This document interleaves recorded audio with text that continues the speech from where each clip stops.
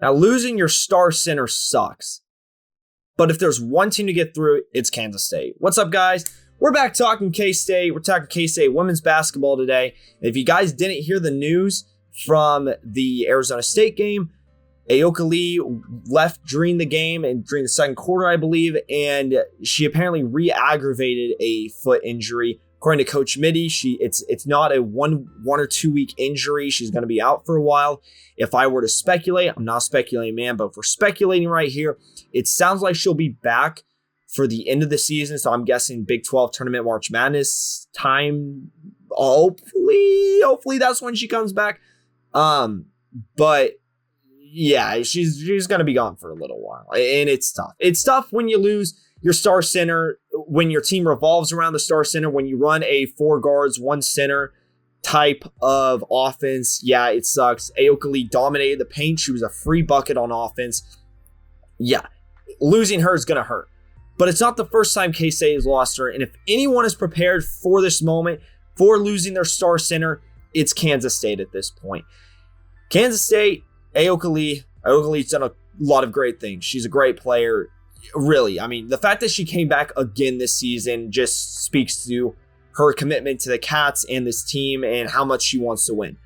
But this isn't the first time she's gone out with an injury. Her freshman year, all the way back in 2018-19, she missed the entire season due to an injury.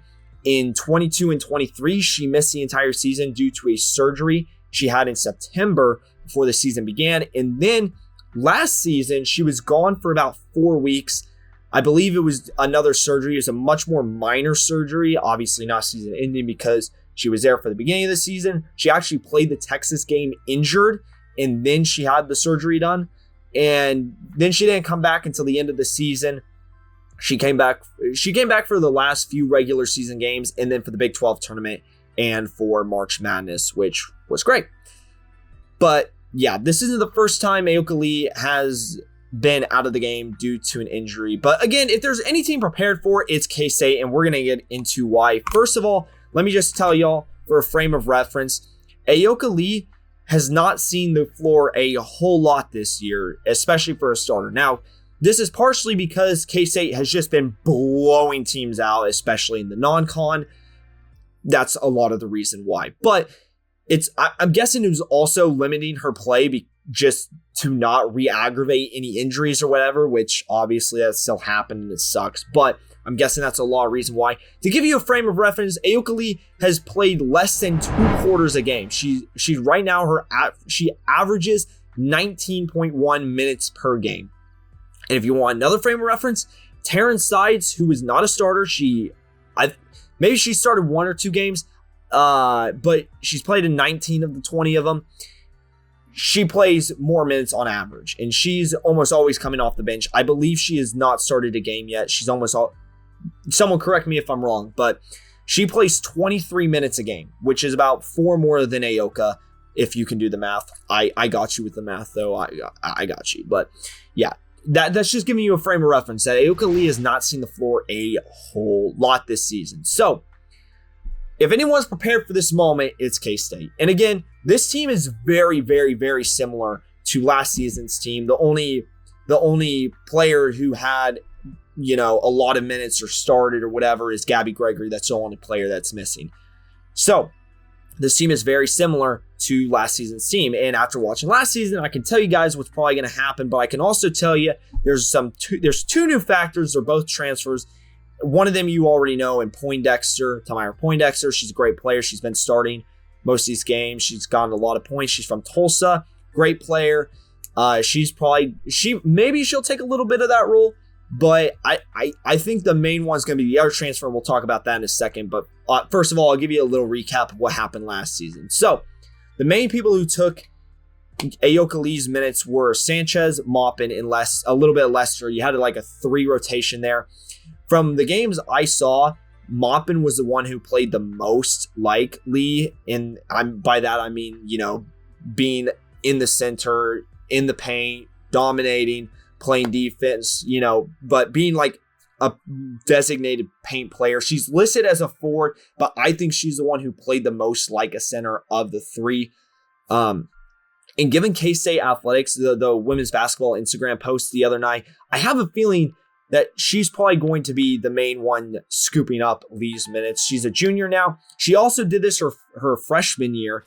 She played in every single game, trying to, help out in Ayoka Lee's absence. So I think Maupin's going to be the one who's going to be taking a majority of those minutes. But I think if there's a player most of you might not know about, and let me tell you about her, Kennedy Taylor. She transferred from Missouri State last season to this season technically, from Missouri State to here. She actually played at Colorado her freshman year before transferring to Missouri State.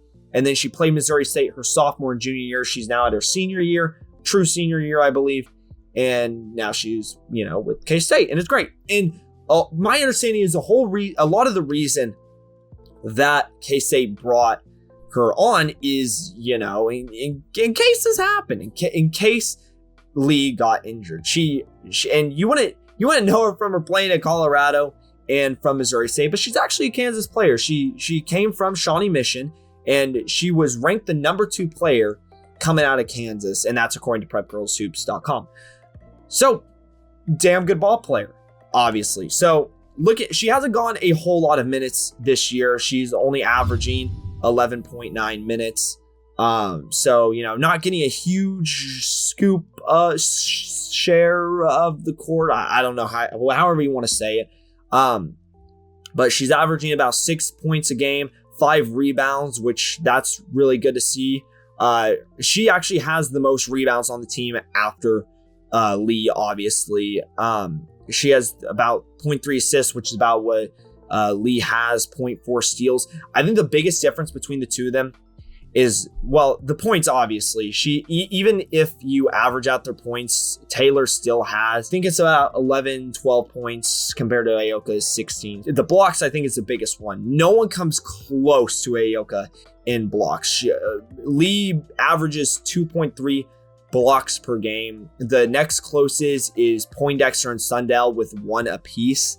And Taylor's at about 0.4 blocks per game. So I think that's the biggest difference between them. Obviously, no one's going to be Lee in that regard, right? No one's going to dominate the paint like Lee does. She's a veteran. She's a good build for the paint. Even Maupin, who played similarly to Lee last year in terms of playing the center role, she won't do it either. You can't replace Lee. She's a unicorn. She's who Kansas State runs through, and for good reason. I do think Taylor will be able to step up into a bigger role now that Lee's gone. But K-State's crossed this bridge before. They've crossed the road, been on this bridge. However you want to say it, K-State has been here before. They will figure it out. If you guys want a frame of reference, K-State last season was 21-6 with Lee, and they are 5-2 without her. That's probably not a huge data sample, but that's where we're at. I don't think K-State has a whole lot to worry about. As long as Lee can come back by March Madness, I think K-State will be just fine.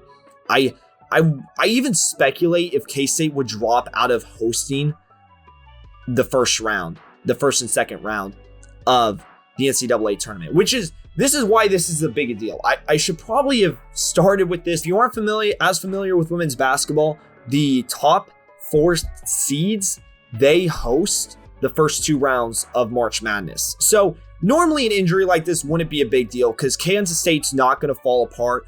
They're not going to, not make the tournament because of this. But the big thing is, if you are one of the top 16 teams, excuse me, let me pronunciate that a little better. They're going to host the first 2 rounds, which is huge. It's a home court advantage, which if y'all saw Bramlett last season during this, it was rocking, even though K-State lost to Colorado. It was a great home environment. It was sold out, at least for the Colorado game. It's a big deal to host those first 2 rounds.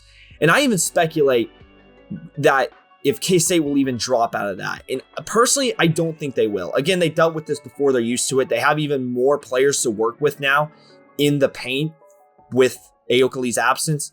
So I think K-State will be all right. And that was the main point I want to make of this, is that, yeah, we're probably not going to dominate as much, but I think K-State will still put on a very good product. And I don't think K-Staters have anything to worry about. But that's what I got for y'all. Thank you all very much for watching. Hope you guys are having a great day and stay warm out there. It's been super cold. I don't know if you can tell, I'm wearing 2 sweatshirts right now, just like I did in my last video, because it is just so cold out there. So stay warm and make sure, go to a women's basketball game. If you haven't already, I'm never going to not advocate for that because they are super fun to be at. Give them a chance. They're a great team. So yeah, please do go support the women. They 100% deserve it right now. So yeah, and that's all I'll say. That's all I'm going to tell you all. Thanks for watching. Subscribe if you haven't already, and we'll see you guys in the next video. Peace.